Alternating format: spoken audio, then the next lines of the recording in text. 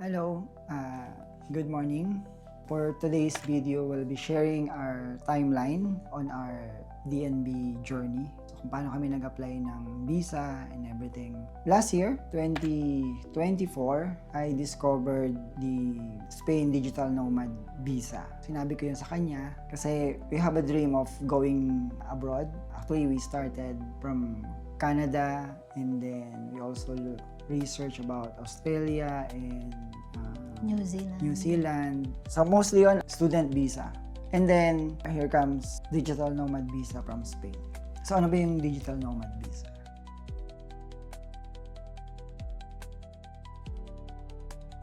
Here's the timeline that we did starting last year na ma-discover namin yung Spain Digital Nomad Visa. So, we contacted Bureaucracy International Group. They are based here in Spain. Of course, gusto namin na sure yung steps na gagawin namin. That's why we availed their services as an immigration consultant. Tama Yes. ba? Immigration consultant. So, June 24 of 2024, we had this 20-minute meeting with Marina Henestrosa of Bureaucracy. So, she discussed to us yung mga steps and yung mga requirements na dapat namin i-prepare for this DNV application. And then, the next day, when we decided na, okay, sige, itutuloy na natin to, we will get Let's their services. Kailangan na namin magbayad sa kanila. So, we made our first payment of 400 euro to get started with the application. So, that's the time that they've shared us all the detailed requirements that we need to prepare. That's June 25. Right after our payment, we received the welcome email from them, from our immigration advisor, Miss Marta Lisbon. 2 days after we received that welcome email, we received the NIE book that we use for NIE appointment. NIE appointment sa Consulate. Spanish consulate in the Philippines. That's June 27. And then June 28, we emailed the consulate to request for NIE appointment. Based on our experience kasi, he emailed the consulate for NIE appointment but he didn't include me in the email. So, ang tip namin doon is kung ilan yung mag-a-apply, kailangan kasama siya sa email. Kasama So, yung dependent. Oo, kasama yung dependent. NIE nga pala is the foreigner's identity number. Yeah, basically, kapag foreigner ka at meron kang transaction, especially in consulate or in Spain, so kailangan mo ng NIE, first and foremost. Yun yung kailangan mo makuha. That's the first. Yeah. NIE means is, I think it's Numero Identificación de Extranjero. Yeah, that's why NIE. But basically, it's the foreigner's identity number. July 2, we receive and confirm the NIE appointment via email from the consulate. Pag nag-apply ka kasi ng appointment, magkakaroon yun ng response. In Spanish, of course, from the consulate. So, i-translate mo lang yung email para maintindihan mo. And then, by July 4, we had a meeting again with Miss Marta para sa some clarification or questions. That's a good thing about bureaucracy.es. If you have some questions, you can email them or you can schedule a short meeting with them. After that, we started gathering all the documents, bank statements, company docs, NBI, marriage certificate, medical certificate, and etc. By August 9, that's our NIE appointment. So we went to the consulate in Makati and we paid for 600 pesos per application. So since dalawa kami, that's 1,200. August 20, we went to DOH for a certification of medical, we did go to the hospital and got ourselves a medical certificate, but that will need a DOH certification. So aside from the medical certificate, kailangan mo pa siyang dalhin sa DOH para magkaroon pa ng another certification ng DOH. Pero yung lakad namin yon medyo challenging kasi nga na-refuse yung ng DOH kasi yung medical certificate namin wala siyang heading or address ng hospital. That's our mistake. So sana pag kayo yung kukuha ng medical certificate, make sure na meron siyang header ng hospital, Address. number. Mukha kasing hindi legit yung binigay sa amin nung hospital. So it's the hospital in Santa Rosa. Pag kukuha kayo ng medical certificate, make sure meron siyang header. Kasi important din yung address sa DOH kasi that's how they will know yung location talaga ng hospital, and that's how they will know in their system if certified nila yung hospital na yun. Accredited. Yes. So yun, unang punta namin sa DOH, mission failed. And then by September 2, nag-request na kami ng updated bank statement and bank certificate from BPI. September 6, bumalik uli kami ng DOH. Meron na kaming med-cert with handwritten address of the hospital with the signature of the doctor. So parang bumalik lang kami dun sa hospital. Pinapirmahan namin sa doctor and then pinalagyan namin ng address. Pero Thank you pa din for accommodating us. Kay Doc, thank you. but the DOH still don't want to accept it at first, but we told them that it's really the template that they are using. So basically, yung hospital talaga na yon, wala silang ganun na may header talaga. The DOH personnel did a brief interview on where we'll use the certification, and eventually, ayun, parang basically naawa na lang siguro sa amin yung taga-DOH. Binigyan na kami ng certification. September 9, this is about naman sa pagpapa-apostil namin. Meron naman to online. Malalaman nyo kung saang mga branch kayo pwede magpa-apostil. But in our case, we did our apostil appointments sa DFA Festival. DFA Festival Mall Alabang. So, our first apostil appointment ay para sa marriage certificate namin, DOH, MedCert, NBI clearance. Ba't ba kailangan magpa-apostil? Parang sinacertify nila, parang certified true copy yung document mo. Dati ang tawag dito red ribbon. Kasi literal na may red ribbon. So ngayon wala na yung red ribbon. Apostille na yung tawag. Madali lang naman magpa-schedule, although mabilis mapuno yung slot. We paid 600 per person. That's expedite pa yon yung document namin na yun. So note lang na you need to photocopy all the documents and ID with 3 specimen signature kasi during that time, we didn't have a photocopy ng docs namin. So another pila sa pagpapa-photocopy pa. September 10, ito yung nakuha na namin yung updated namin na bank cert and statement docs from BPI, Nuvali.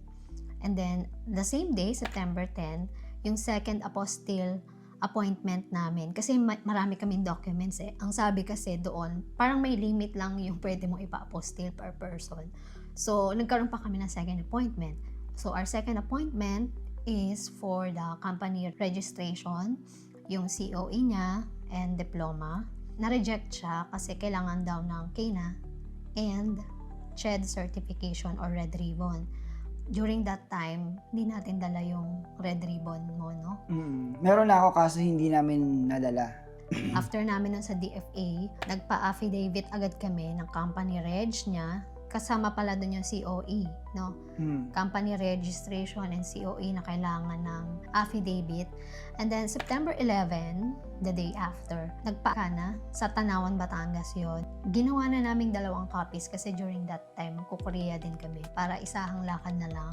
That's 240 each. We paid a total of 480 pesos. September 12, we got the first batch of apostille documents. So, ito yung unang ipinasa namin na pinap-apostille namin. Nakuha na namin yung apostille document ng marriage certificate namin, DOH and Med certificate, NBI clearance. During this time naman, September 12 din, in-apply na namin yung for apostille ng company registration, COE, and diploma. Yeah, anong kwento ng diploma mo? Na may CHED certification? Yung dati kasi nagpa-red ribbon na ako.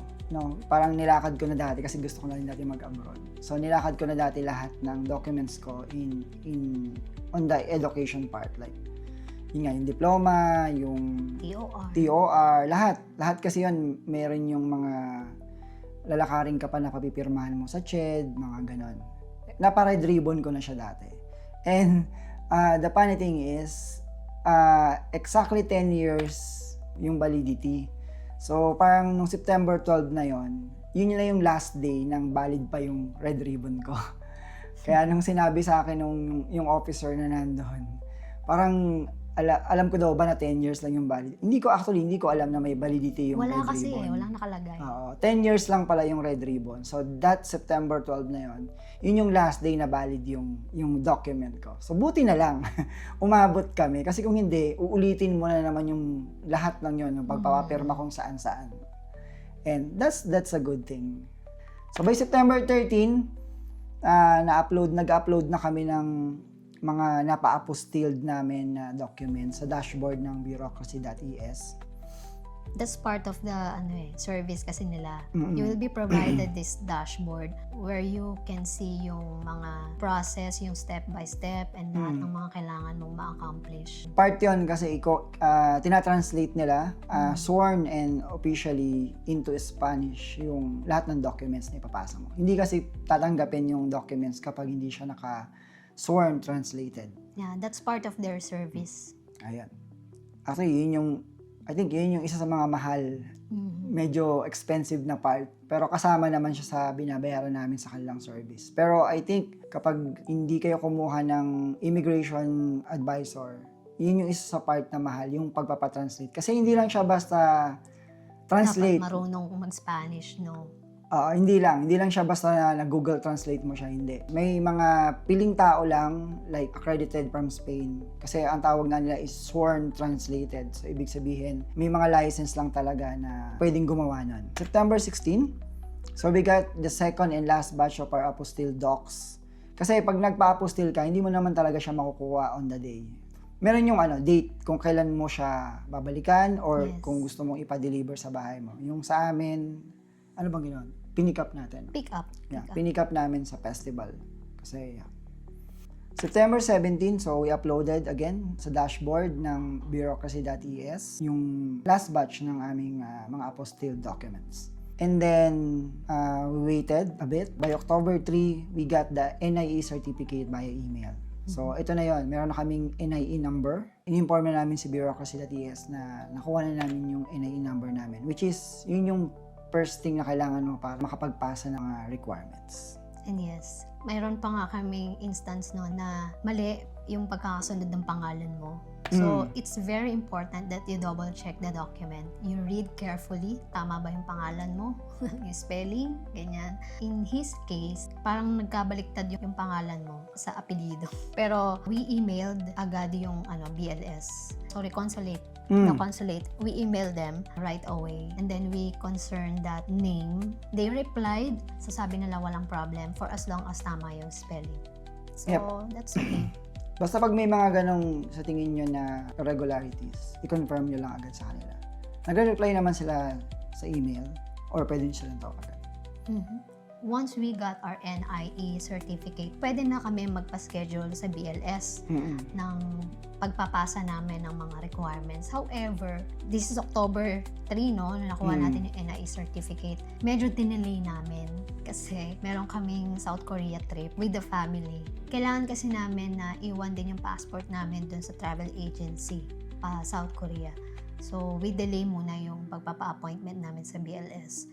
Yung naging appointment schedule namin is December 2. We submitted all the documents. Actually, itong mga documents na to, ang kapal nito, they were all prepared by bureaucracy.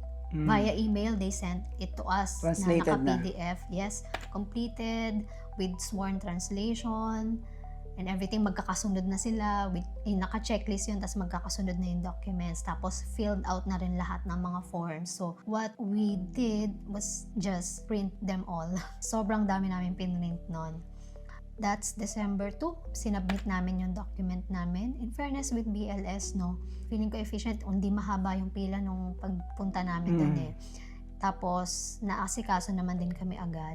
But we were requested for an additional documents which is yung medical certificate namin na sworn translated. Kalimutan yata na i-translate yung medical cert namin. And we paid a total of 21,220. That's including tax. For both of us na yon. Yeah. December 3, na-receive namin yung notification na on process na yung aming application. December 4, dinala uli namin. So, bumalik kami dun sa BLS Makati. Yung additional docs, like yung Sworn translated. na medical certificate. Yeah, yun yung kulang namin. December 16, naka-receive kami ng email from BLS na may kulang pa kami na document, which is the RETA. In-email namin si Martha from bureaucracy.es and nag-provide sila ng document immediately. This RETA is Basically, this is like a document, parang nangangako ka na dito ka magbabayad sa Spain ng Social Security. And then by December 17, balik uli kami ng BLS Makati to submit that additional document. So imagine, naka 1, 2, 3, tatlong balik kami kay BLS. So, ang tip doon, kung i-make sure nyo talaga kompleto yung requirements para... Anyway, kung may kulang naman kasi talaga, nagsasabi naman si BLS. That's the good thing. Yep.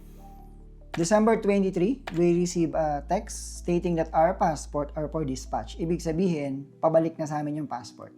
So, parang i-deliver siya sa bahay. And doon mo na malalaman kung approve ba yung visa or hindi. Yes. They will not inform you ahead via email or via text.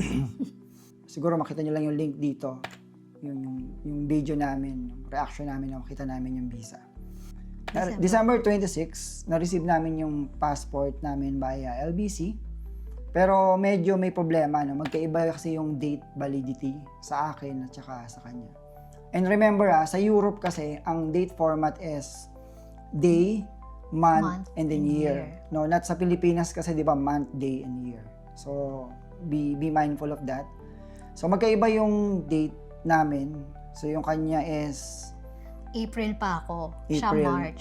So parang mangyayari yung validity magkaiba. So hindi kami pwedeng pumunta ng Spain ng sabay. So that's why kinonsern namin yon at pumunta uli kami ng BLS. Actually, we emailed muna. Emailed muna, okay. Oo. We emailed muna BLS and our immigration advisor. December 27. Nag-reply naman sila agad. Yung BLS Makati, ang bilis nilang mag-reply and they told us na we can visit the consulate para magpa-amend. Napaka-importante talaga na nag-double check kayo ng document. Yep. Anyway, ano lang naman yun, amendments. Kaya by December 30, nag-book na kami ng flight to Madrid. Kasi habang medyo mura pa. Kasi we plan to go in Spain by March. So, nag-book na kami agad noong December 30.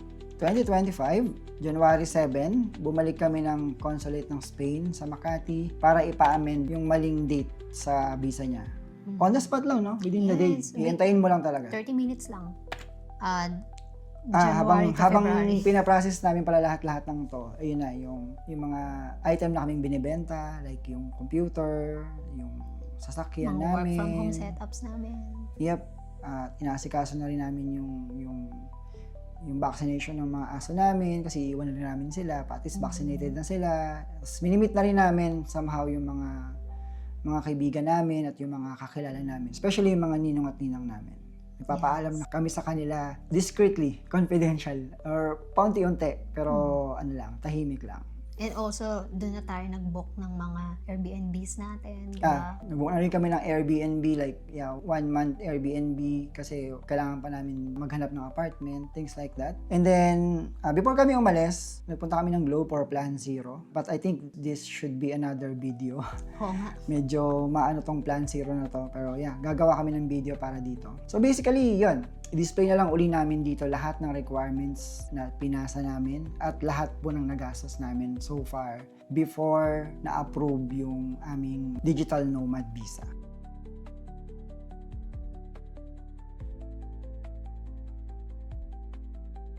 Kapag may question kayo, Just comment down below. just comment down below. And again, kung gusto niyo po yung mga gantong content, please like and subscribe po sa aming channel. Maraming salamat po again and see you po sa aming adventure dito sa Spain. Gracias. Gracias. Bye.